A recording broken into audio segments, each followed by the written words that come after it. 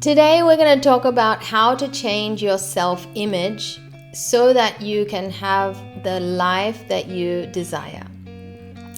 Today I want to share with you one of my client stories who went from being behind a desk and now living it's an amazing dynamic lifestyle, right?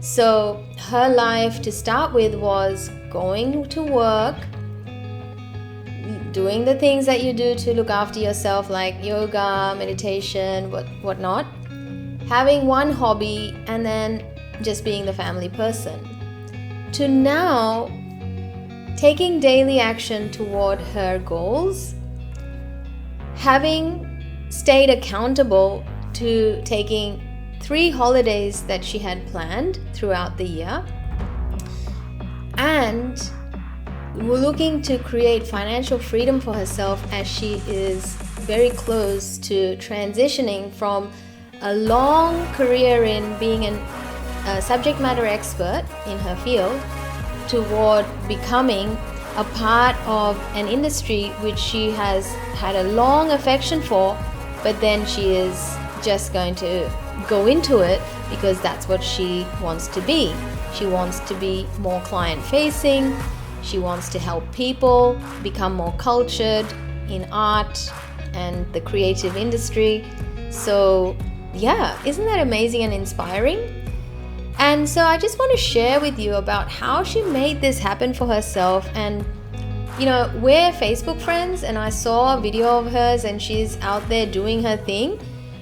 And it was a really nice thing to see that she has really done well. She's really carved that life out for herself where she is glowing and she's making other people happy as well. So my friend, I really want this video to be about inspiring you to think how your own self-image can help you create a life that you've been dreaming of. Cool? So let's start with what this client of mine did to get started. First step she did was she made an appointment to see me and started to talk about what's going on for her. And of course, she had no idea what a coach can do for her, right? So we've all heard what a coach is, but we don't really necessarily think that we need one, especially because we don't see our lives in anything other than what we have conditioned ourselves to see it as in, we might be seeing it as, look, I go to work, I make some money and to pay my bills, and then I fit in some fun things to do. I look after my health, and it's all scripted, right? It's so scripted. And by the time you wake up from this script, you've spent a decade in it, and maybe you've accumulated some wealth, and your life has upgraded in material means, but you yourself are a result of what you told yourself you were, right? Who you saw yourself as. So how this happens is through a concept of self-image. Like if you see yourself as an employee, so that's how you actually spend your day, right? You might be going to work 8 hours a day, and then after that, everything else comes for you, right? That's the second priority. The first priority is you must go to a work for a certain amount of time to get yourself paid, to be able to put into all the other areas of your life. And if you do that enough, your self-image becomes very aligned to that role you're playing, right? You're an employee first, then you're everything else. Of course, parents will also identify as, okay, I'm a caring person to my family, and everything else I do is in alignment to that. Right? That's how I choose my work. That's how I choose my hours. Do you see what I'm saying? So self-image goes into that identity development where we need to examine if what we are experiencing is the best reflection of ourselves. And this is something that you have to be proactive about Otherwise, it's very easy to fall asleep on the wheel, right, of life. Because why it's easy is, once you get used to that, living that life of, oh yeah, my finances are certain, so that's all I need, right? And sometimes our jobs can be like that we go in and out, and it becomes habitual. So we need to actually start examining, hang on, are the results I'm getting, not just financial, rather the quality of relationship, quality of your life, quality of your health, quality of your experiences, your perspective of life, your desire, your appetite, all of this is a reflection of your self-image, which says what you think you deserve, what you think you can have. Okay, it's so powerful, isn't it? So there are many big names out there that have already spoken about how we will have what we believe we can have, right? So this is the part about self-image. If you don't believe you can have something, you won't have it. And if you believe you want something and you can have it, you will have it. But you have to want it. You have to create it. You have to create a place for it. Yeah? Now, so many things are not in our life. At the same token, so many things are not a part of our life because of the same reason, the self-image. So that's why we need to consider this concept of developing a self-image that serves us to have what we want to become a part of our reality. Okay, so firstly, she worked on her 12-month goals with me, right? She'd never worked with a coach, and she said, okay, actually, funny thing was, she wanted to just find out what her goals were, so she didn't know that she needed goals. She thought her goals were just to show up to work, be the subject matter expert, right? And those are the goals, right? But there are other goals. So we actually use a tool called the Wheel of Life to get the process started. We ask ourselves, how happy are we in each area of our life, to then find out deeper information about what truly matters to us. Okay? And it's not just a matter of going, oh, I want this, I want that, I want that, I want that. We actually ask the question, why? Why do I want what I want? Because until we can answer those questions more closely, it becomes just a wish. We don't actually take action toward it. That's why this client has been living an amazing life, a complete 360-degree turnaround from a very stagnant to a really dynamic life, very colorful and fulfilling life now, because she has that clarity of why she wants what she wants. And there's a rule about how many whys you need to ask. So for everything that you want, ask yourself 7 whys. Like 7 times. Ask yourself, why? Why is that important? Why is that important, right? For what purpose? This is why you are probably not seeing clearly things that are not currently in your present moment reality, because you haven't clarified the desire behind it, right? So she and I sat together and we spent a month almost, creating her 12-month goals. And it's amazing to see how clarity gave her the momentum to start stepping into it from day one. I loved seeing it, like glow in the face, smile in her face, and feeling really sure the next steps. Then step number 2 is, through the sessions, we've also discovered what she values.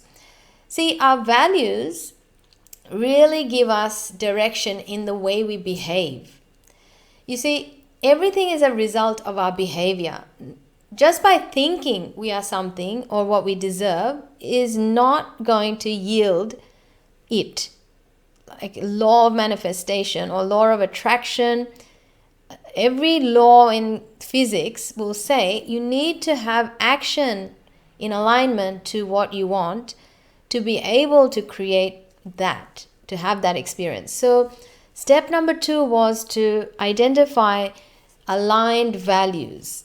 If you want to articulate the values, you must ask yourself, well, what is a successful version of me value?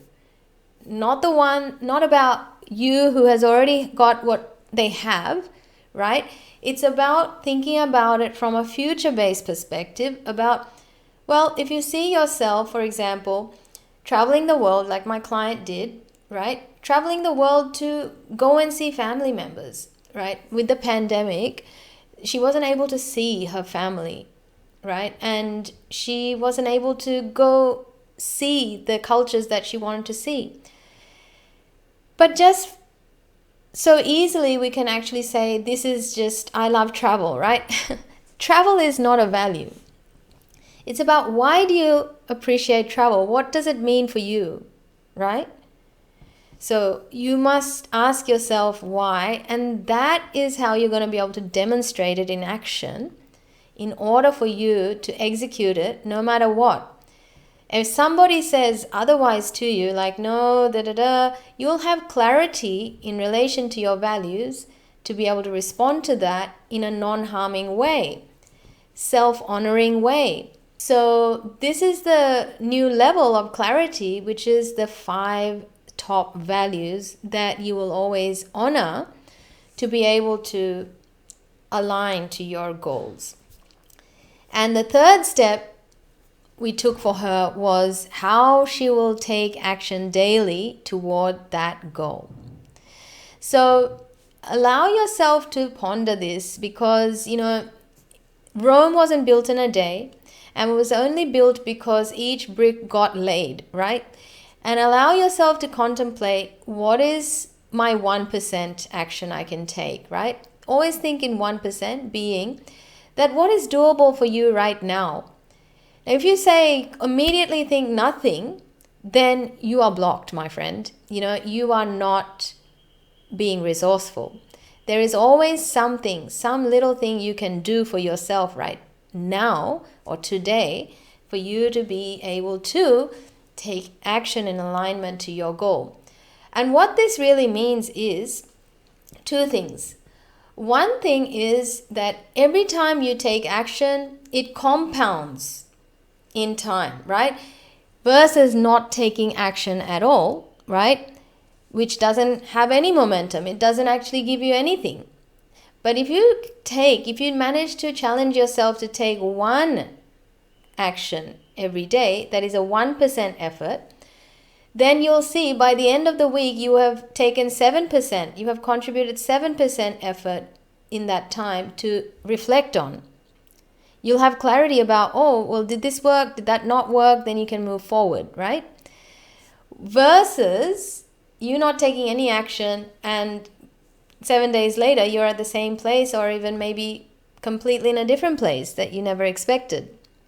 So I want to challenge you to ask yourself, what is one thing that I can do daily toward that vision of myself or goal to be able to keep moving myself forward? And then the second benefit of doing this is to build that confidence in yourself through taking action, not thinking, right? Because the brain needs to be trained to see evidence in how you're actually wanting this, right? If you want a desire to become manifest, you need to take an action that is relevant. And there's a part of our brain that actually is used to create a desire into, a manifested desire into reality through the use of this method, which is take 1 little action in the direction of your vision. And as you get on that journey, you'll become more and more strategic, because you'll start to have data that can be tweaked or revised, or, you can keep taking on more, right? But until you start, you cannot really know what to do next. So these are the 3 things that my client did, and I'm really, really stoked for her success. And the thing that I really want you to consider is your self-image. What is it that you see for yourself, and how are you going with that, right? And a quick check, self-assessment you can do is look at how things are right now. That will tell you what you see yourself as, right? Everything, every area of your life, just examine from a lens of, well, what's currently happening? And that means it's your self-image. It's not how others are seeing you, it's how you're seeing yourself. And instead of saying, oh, but I deserve this, and no, just see what you see you deserve, or see what you're creating for yourself.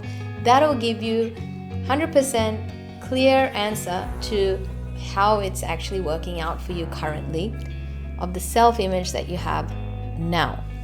Then you have something to move forward to start creating improvements on that. So if you like this content and you're wanting to do a little bit more digging, then go and check out my video on the 4 secrets to changing your life. This is where I discussed about the 4 things that can actually help you create lasting change in your life, right? Good luck, and I'll see you on the next one.